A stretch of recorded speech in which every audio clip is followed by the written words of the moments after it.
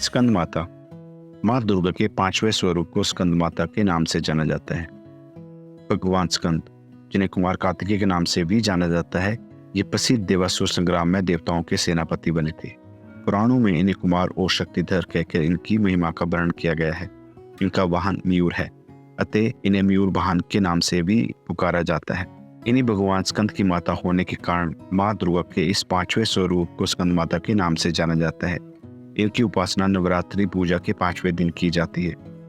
इस दिन साधक का मन विशुद्ध चक्र में अवस्थित होता है।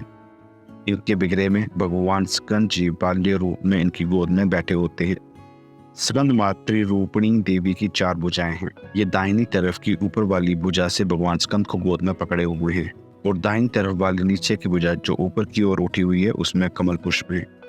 बाईं तरफ की ऊपर वाली भुजा बर मुद्रा में तथा नीचे वाली भुजा जो ऊपर की ओर उठी है उसमें भी कमल पुष्प लिए हुई हैं। इनका वर्ण पूर्णतः शुभ्र है। ये कमल के आसन पर विराजमान रहती है। इसी कारण से इन्हें पद्मासना देवी भी कहा जाता है। इनका वाहन भी सिंह ही है। नवरात्र पूजन के 5वें दिन का शास्त्रों में पुष्कल महत्व बताया गया है। इस चक्र में अवस्थित मन वाले साधक की समस्त बाह्य क्रियाओं और चित्रवृत्तियों का लोप हो जाता है। वे विशुद्ध चैतन्य स्वरूप की ओर अग्रसर हो रहा होता है। उसका मन समस्त लौकिक, सांसारिक, मायिक और बंधनों से विमुक्त होकर पद्मासना माँ स्कंद माता के स्वरूप में पूर्णतः तल्लीन हो जाता है। इस समय साधक को पूर्णतः सावधानी के साथ उपासना की ओर अग्रसर होना चाहिए। उसे अपने समस्त ध्यान वृत्तियों को एकाग्र रखते हुए साधना के पथ पर आगे बढ़ना चाहिए। माँ स्कंद माता की उपासना से भक्त की समस्त इच्छाएं पूर्ण हो जाती है। इस श्लोक में ही उसे परम शांति और सुख का अनुभव होने लगता है।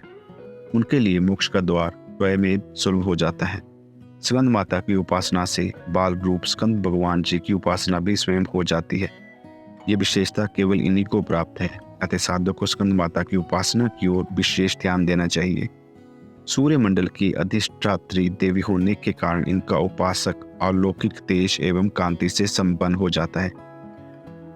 एक अलौकिक प्रभा मंडल अदृश्य भाव से सदैव उनके चतुर्दिक परिव्याप्त रहता है। ये प्रभा मंडल प्रतिक्षण उनके योग क्षेम का निर्माण करता रहता है। अतः हमें एकाग्र भाव से मन को पवित्र रखकर माँ की शरण में आने का प्रयत्न करना चाहिए। इस घोर भवसागर के दुखों से मुक्ति पाकर मोक्ष का मार्ग सुलभ बनाने का इससे उत्तम उपाय दूसरा नहीं है। जय माँ स्कंद माता। यदि ये वीडियो आपको अच्छा लगे तो please don't forget to like, share and subscribe our channel in case not done yet. Thank you.